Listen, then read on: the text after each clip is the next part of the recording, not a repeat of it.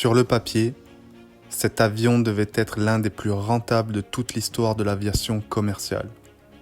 Il promettait moins de carburant, moins de formation et une transition presque invisible pour les pilotes. Et pourtant, tout a basculé.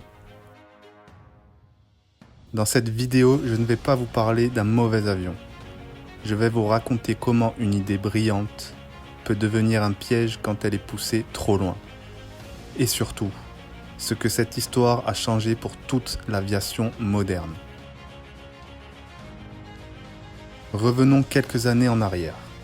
À la fin des années 2000, le transport aérien fait face à une pression énorme. Le carburant coûte de plus en plus cher.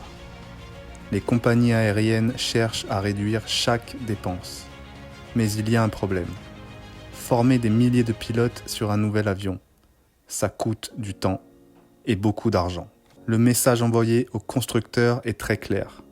Nous voulons un avion plus moderne, mais qui se pilote comme l'ancien. Face à cette demande, une décision s'impose peu à peu.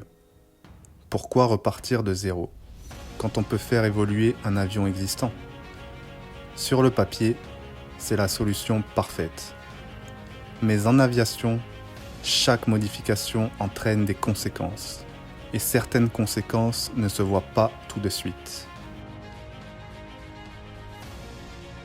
Cet avion, vous le connaissez tous.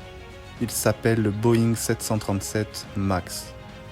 Et pour tenir ses promesses, il a fallu installer des moteurs plus gros. Beaucoup plus gros. Ces moteurs ne peuvent pas être placés exactement au même endroit. Ils sont légèrement plus hauts et plus avancés. Pour un passager, c'est totalement invisible. Pour un pilote, ça change subtilement le comportement de l'avion. À certains moments du vol, l'avion a naturellement tendance à lever le nez.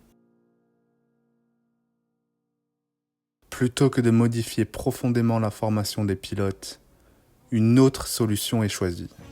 Un système automatisé, discret, presque invisible. Son rôle ?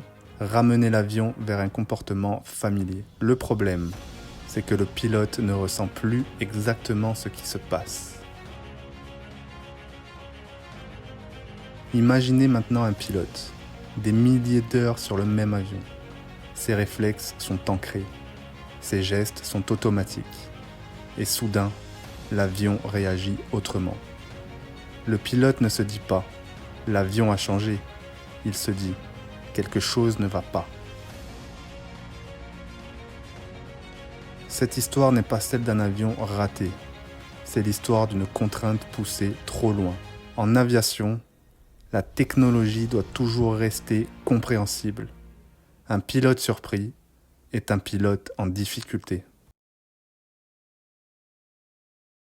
Alors la vraie question n'est pas « fallait-il automatiser ?» La vraie question c'est « jusqu'où peut-on automatiser sans perdre la compréhension humaine ?» Et vous, où placeriez-vous la limite ?